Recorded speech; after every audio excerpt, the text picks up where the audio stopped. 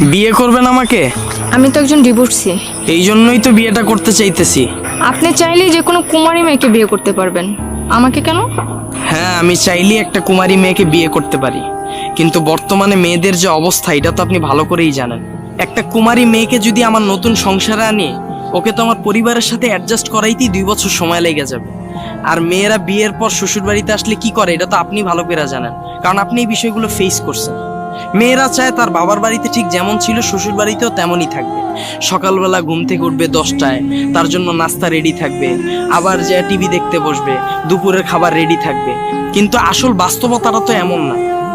মেয়ের মাথায়ও সংসারের অনেক দায়িত্ব থাকে, আর এই বিষয়টা যখন 2-3 বছরের মধ্যে অ্যাডজাস্ট না হয়, তখনই মেয়ে বলে বসে তুমি তোমার বাবা মার থেকে আলাদা হয়ে যাও, নাইলে আমাকে আলাদা করে দাও। কিন্তু আপনি তো ভালো করেই জানেন এই দুইটার একটাও কোনো ভালো সমাধান না। এই একই ভুল আমিও করেছিলাম। এখন আমি বুঝি সংসার ভেঙে যাওয়ার তীব্র যন্ত্রণাটা কি। হ্যাঁ, এক্স্যাক্টলি, আমি এই জিনিসটি আপনাকে বুঝাইতে চাইছি। একটা ইয়াং মেয়েকে যখন আমি নিয়ে আসব, হয়তোবা এই ভুলগুলোই ও আবার করবে, আর এই জন্য হয়তোবা আপনারও ডিভোর্স হয়েছে। আর ডিভোর্সের পরে মেয়েরা বাবার বাড়িতে যখন যায় তাদের কি অবস্থা হয় এটা হয়তোবা আপনার থেকে কেউ বেশি ভালো বুঝবে না। ডিভোর্সের পর আমি যে কয়দিন আমার বাবার বাড়িতে আছি, আমি বুঝি আমার দিনগুলো কেমন যাচ্ছে। আমি আমার পরিবারের কাছে জাস্ট একটা বোঝা এখন। আর এমন বোঝা যে তারা আমাকে ফেলেও দিতে পারতেছে না, রাখতেও পারতেছে না, শুধু কথা শুনে যাচ্ছি। সমাজের চোখেও আমি দোষী। এখন আমি বুঝি ডিভোর্সের থেকে দাঁতে কামড় দিয়ে সহ্য করে থাকা অনেক ভালো। হ্যাঁ, বিষয়গুলো আমি বুঝতে পারছি।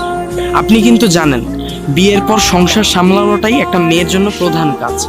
আমি যদি একটা কুমারী মেয়েকে বিয়ে করে আনি, ওর প্রথম অবস্থায় চাহিদা থাকবে আমি ওকে প্রতিদিন বিকেলে ঘুরতে নিয়ে যাব, ওকে নতুন নতুন গিফট দিব, ওকে সময় দিব। কিন্তু আসলে বাস্তবতাটা তো এমন না। এগুলো চাইলেও করা যায় না। ছেলের মাথায় যেমন দায়িত্ব পড়ে যায়, মেয়ের মাথাও সংসারের একটা দায়িত্ব পড়ে যায়। মেয়ের শ্বশুর শাশুড়িকে সেবা করতে হয়, সকালে হাজব্যান্ডকে রেডি করে অফিসে পাঠাইতে হয়, ঘরে সবার জন্য নাস্তা রেডি করতে হয়।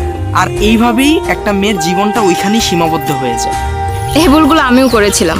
সারাদিন শুধু বলতাম এত অফিস অফিস করো কেন, আমাকে ঘুরতে নিয়ে যাও না কেন, আমার সাথে এত চিল্লাচিল্লি করো কেন, তোমার মাকে কিছু বলো না কেন। কত ভিত্তিহীন ছিল সেই অভিযোগগুলো, আজ আমি বুঝি। বর্তমানের মেয়েরা প্রেম করতে করতে মগজটারে নষ্ট করে ফেলাইছে। তারা হাজবেন্ডের কাছ থেকেও বয়ফ্রেন্ডের আচরণটা আশা করে। তারা ভাবে বিয়ের আগে বয়ফ্রেন্ডের সাথে যেভাবে ঘোরাঘুরি করছে, হাজবেন্ডও বিয়ের পর তাকে এভাবে ঘোরাঘুরি করাবে। কিন্তু আসলে বাস্তবতাটা তো এমন থাকে না। হাজবেন্ডের মাথায় অনেক প্রেশার থাকে, তার ভবিষ্যৎ নিয়ে চিন্তা করতে হয়, আর যার জন্যই সে টাকার পিছনে ছোটা শুরু করে। আর তখনই মেয়েরা ভাবে তার হাজবেন্ড তাকে সময় দিতেছে না, আর তারাই তখন যে পরকীয়ায় লিপ্ত হয়, আর সংসারগুলো এভাবেই ভেঙে যায়। আর আপনার উপর আমার পূর্ণ বিশ্বাস আছে, যেহেতু আপনি এই বিষয়গুলো সব কিছুই পার করে আসছেন, আপনার এই বিষয়ে অভিজ্ঞতা হয়েছে, আপনার সংসার জীবনে কোথায় ভুল হয়েছে, কোথায় আপনার কি করাটা উচিত ছিল, এই বিষয়গুলো সম্পর্কে আপনি এখন অভিজ্ঞ। আর এই জন্যই আমি চাইতেছি আপনাকে আমার লাইফে নিয়ে আসতে।